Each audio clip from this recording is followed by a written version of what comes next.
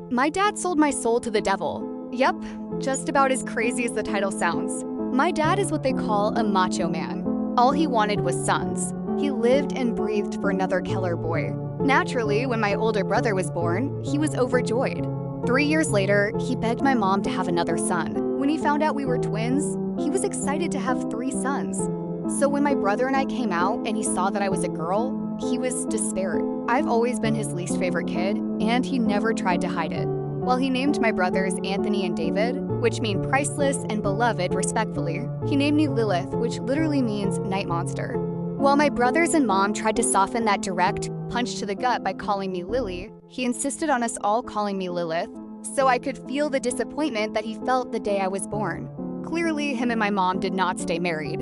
And quite unfortunately, he signed for full custody when Anthony was 5, and David and I too. Things just got worse from there. If he took Anthony and David out to eat or to see a movie, I was to stay home. He spent all his time playing sports with my brothers and wouldn't let me join even though I, as a girl, actually showed a genuine interest in what he was doing with my brothers. When I was 4, Dad got cancer, and from what I heard, it was supposed to be terminal. That's where the title of this story comes into play. Yep, he made a deal with Satan. 15 more years of life if he sold one of his children's souls. And big surprise, he chose me. So once I die, it's off to hell no matter how little I sin or how much I pray.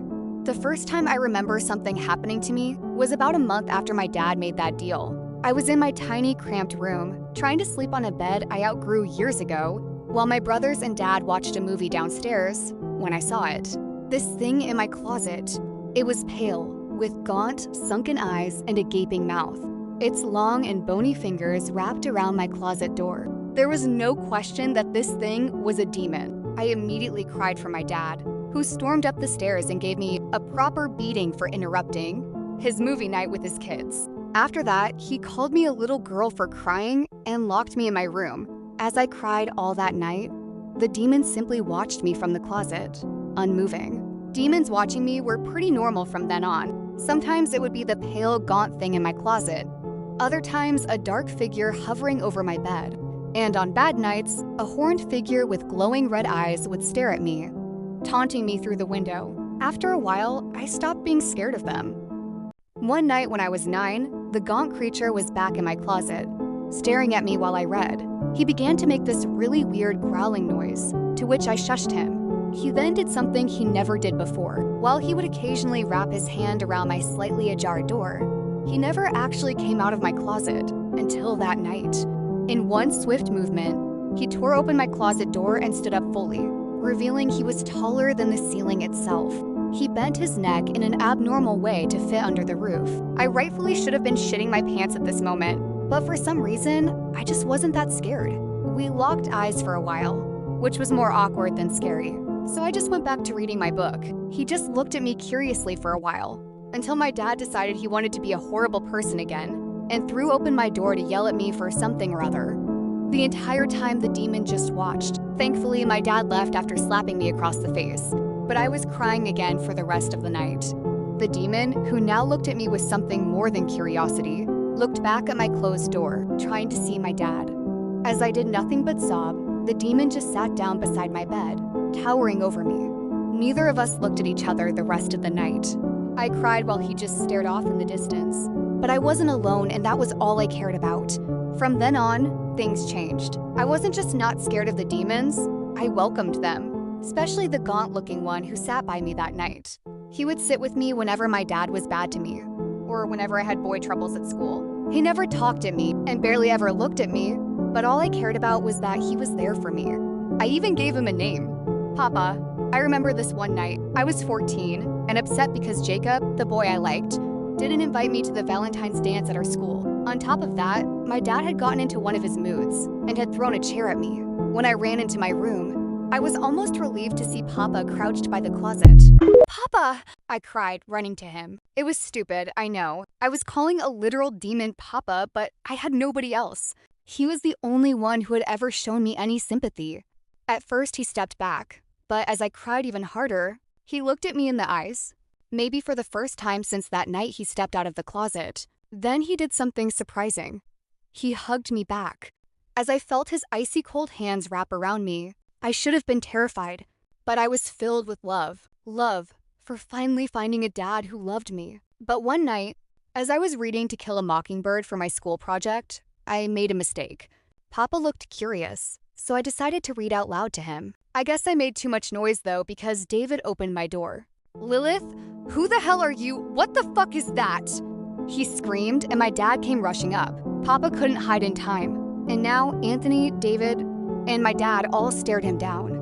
He stood up, revealing his giant stature, and David began to cry, while Anthony froze in place and my dad ran off to get a vial of holy water he had kept by his bed ever since the deal was made.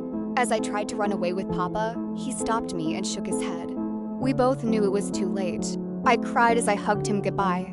And as my dad approached us with the holy water and sprayed it on Papa, he let out a blood-curdling screech that could have been heard across the country. I watched in horror as Papa, who had stayed by my side all these years, faded to nothingness.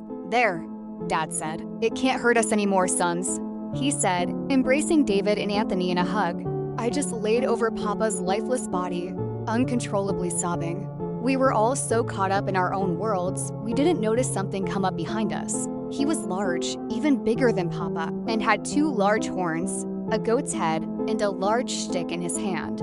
Dad turned around slowly, looking to this thing as he glared down at my abuser. "Your Majesty, We had a deal, Stanley. I granted you 15 more years of life on 2 conditions." "2!" it boomed, and I noticed David had wet himself. "It was a misunderstanding, sir. My daughter—" "You were granted 15 more years of life, on the conditions that I get your daughter upon her death, and you never harm anyone ever again. Do you understand?" it asked. "Yes, and I haven't. Promise." The creature laughed. "First you break a promise, and now you lie? To his satanic majesty himself? Seeing you have not only harmed your daughter her entire life, but have killed one of my best minions, you have broken my trust. I'm breaking off the deal." My dad got down on his knees. "No, please, I'll do anything," he begged. Satan looked at me. "There is one way. If Lilith, your daughter and the one you cursed, forgives you, I will set you free and you will live the rest of your life." My dad slowly turned to me and put on a smile. "Hey, Lily, what about it? Look at me. I'm your dad, your Papa. I raised you. Don't you love me? I'm your dad, for fuck's sake," he said, getting more agitated as I stared at him. "It's up to you, Lilith," Satan said. I looked to Papa's body on the floor, then back to my dad. "Come on, you gonna believe Satan or your dear OL dad?" my dad said, pleading to me. I glared at him. "My dad is dead, bitch. You killed him," I said. "I don't forgive you." And with that, Satan dragged my dad down to the netherworld. My brothers and I hearing his screams until it was far away enough that it faded away, to where he could never hurt me again. As my brothers cried in the loss of their dad, I walked back to Papa on the ground and kissed his forehead. "Goodbye, Papa. Thank you."